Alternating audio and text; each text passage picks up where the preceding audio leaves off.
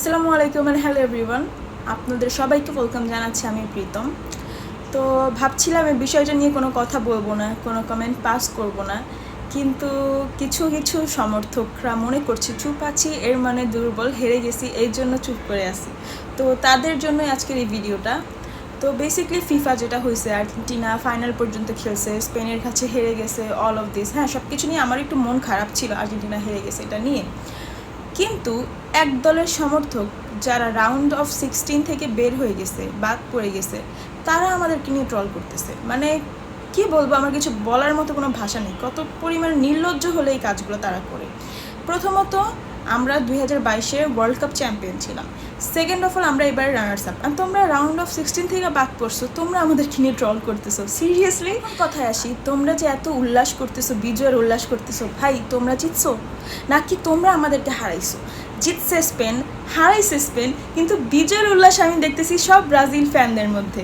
মানে আমি বুঝলাম না, এই একটা জিনিস আমি কোনোভাবে বুঝি না। যেদিন স্পেনের সাথে ফ্রান্সের সেমিফাইনাল খেলা ছিল, ওই দিন সব ব্রাজিল ফ্যানরা সাপোর্ট দিছে ফ্রান্সকে। তারা প্রত্যেকে চাইছে যাতে স্পেন বাদ পড়ে যায়, ফ্রান্স যাতে ফাইনালটা খেলতে পারে। সেই জায়গায় আজকে যখন স্পেন জিতে গেছে, সবাই এখন বিজয়ের উল্লাস করতেছে। I really don't know why, মানে how brainless can people be. এটা দিয়ে বোঝা যায় তোমরা কী পরিমাণ ব্রেনলেস। তোমরা চাইছো স্পেন যাতে ফাইনালে উঠতে না পারে, সেই স্পেন জিতে গেছে এটার উদযাপন তোমরা এখন করতেছো।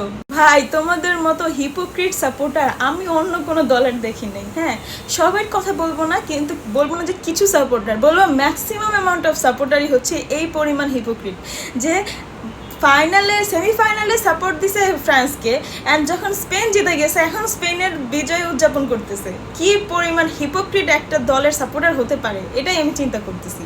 আচ্ছা, এখন আসি ব্রাজিলের খেলার কথায়।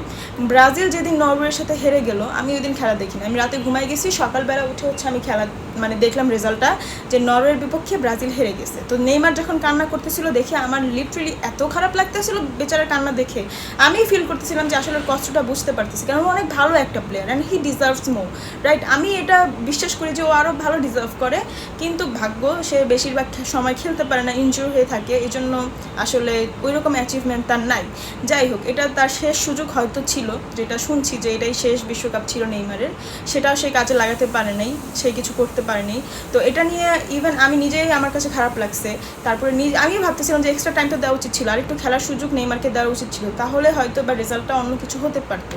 শুধু যে আমি সেটা না, আমি অনেক আর্জেন্টিনা ফ্যানদেরকে দেখছি যে এরকম সাপোর্ট দিচ্ছে, নেইমারের ব্যথায় ব্যথিত, নেইমারের কান্নায় কান্না করতেছে। আমি নিজেও অনেক কান্না করছি নেইমারের জন্য, যে এটা তো ওর সাথে হওয়ার কথা ছিল না।